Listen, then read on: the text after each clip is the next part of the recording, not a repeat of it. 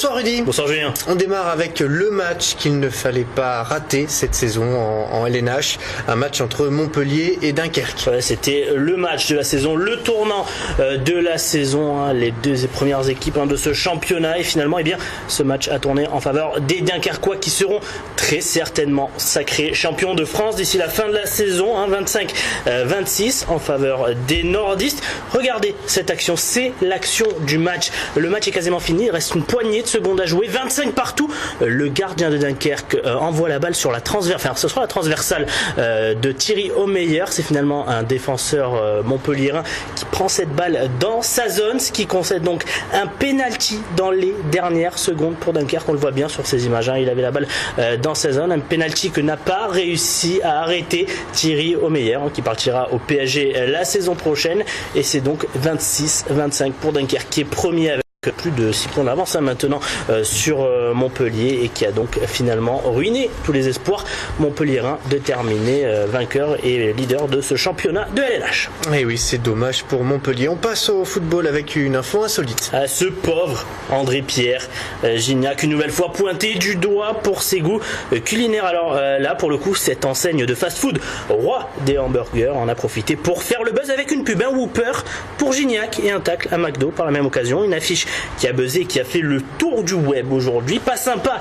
pour l'attaquant marseillais, mais il a de l'humour, et il l'a d'ailleurs prouvé à l'époque quand les supporters parisiens l'avaient chambré sur le même thème. Les McDo, j'en mange encore, pas de problème. Les nuggets, moi j'aime bien les nuggets, les poulets, c'est un peu frit, mais bon, ça va. De temps en temps, je mange pas les, comme ils disent les Parisiens, les Big Mac, là, mais les nuggets, je m'en prive pas.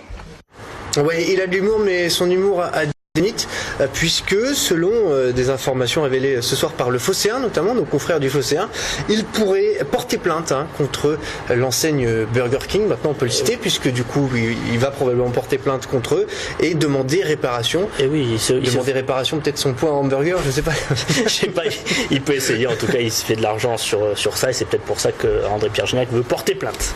Allez, on passe de Gignac à Heinze, le ketchup. Arrêtez de faire la pub, c'est ça. On fera pas la blague du burger au ketchup, mais c'est à peu près ça. Gabi Heinze, l'ancien chien de garde de la défense marseillaise, dont le nom avait circulé pour accompagner Marcelo Bielsa à la tête de l'OM la saison prochaine, l'Argentin aurait décliné la proposition de Bielsa pour se diriger vers son premier et dernier club, où il a été joueur des Newell's Old Boys en Argentine.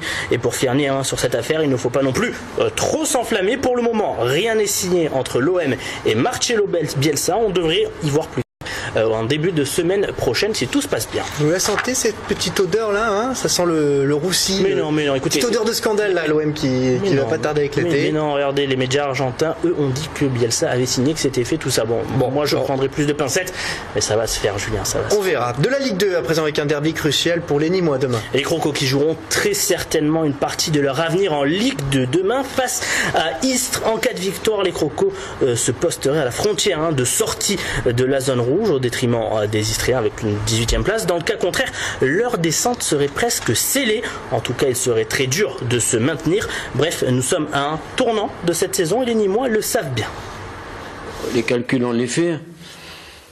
Ça, c'est un truc qui doit habiter les joueurs, bien sûr, en termes de motivation supplémentaire. Mais notre motivation,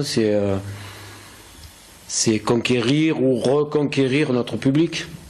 Parce qu'on sera certainement nombreux pour le match un peu spécial.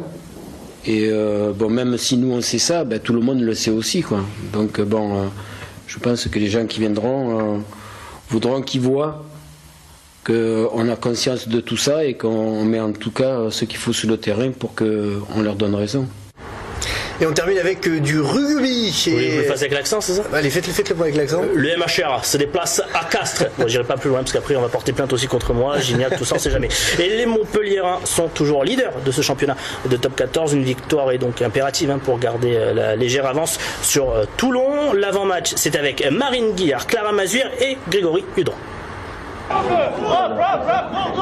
Une victoire samedi dernier à Grenoble, une place de leader confortée. Les Montpelliérains ont de quoi respirer avant leur déplacement à Castres ce vendredi.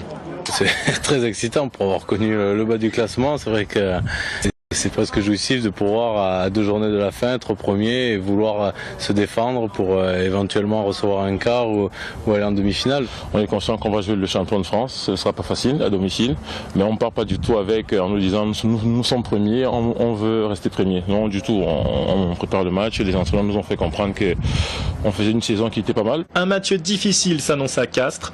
Les hommes de Galtier font face aux champions de France en titre contre qui ils se sont inclinés à l'aller 16-20.